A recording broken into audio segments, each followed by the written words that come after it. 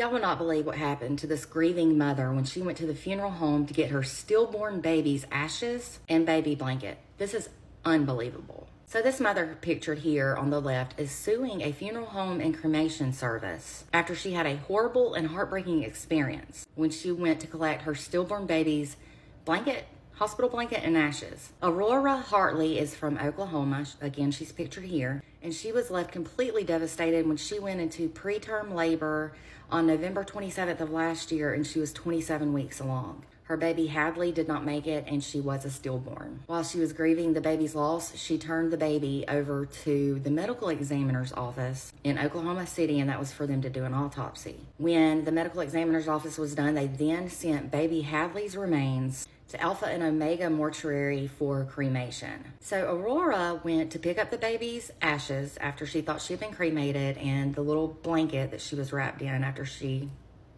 had the stillbirth. And this was at Brown's funeral service in Colgate. You won't believe what she discovered in the blanket.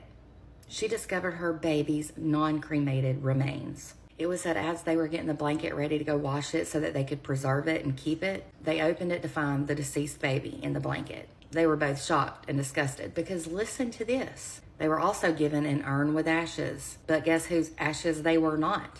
Their babies. So Aurora and her boyfriend and her family went back to that Brown's funeral service, and they wanted more information on how this could have possibly happened. They're wondering what family was missing their loved one and whose ashes they could possibly have because, well, their baby was in the blanket and was never cremated. So listen to what the funeral home told police. They said that the ashes were of Aurora's cremated placenta rather than the baby's remains. You've got to be kidding me. So Aurora and her family and attorneys said that the business just gave that as an excuse and that what they were given had no characteristics of a cremation and it was just a big cover-up, or the start of a big cover-up. They are now taking legal action against the mortuary and funeral home with the hopes that no other family ever has to go through something like this. Her attorneys said that they are waiting for the state board to step in to look into one or both funeral service providers. Now, reportedly, the U.S. Department of Labor had investigated the operator of Alpha and Omega Mortuary Services crematory in April, and that was for violations of federal employment laws. So it's not the first time this company has been under fire. In a nutshell, this investigation found that the mortuary deprived employees of overtime pay for work they completed past 40 hours in a single week, and they also failed to keep proper records as required by federal law. So it definitely sounds like this business has some issues. I truly hurt for Aurora and her family. I can't even imagine the shock and sadness they had when they opened that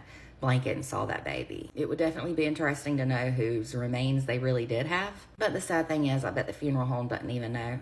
I'm hearing about this exact type of situation way too often. Either way, I hope the outcome of the lawsuit is in their favor and that justice is served so that no other family ever has to go through this heartbreak again. For more content, don't forget to hit the follow button and to check out my website at www.truecrimewithmegan.com.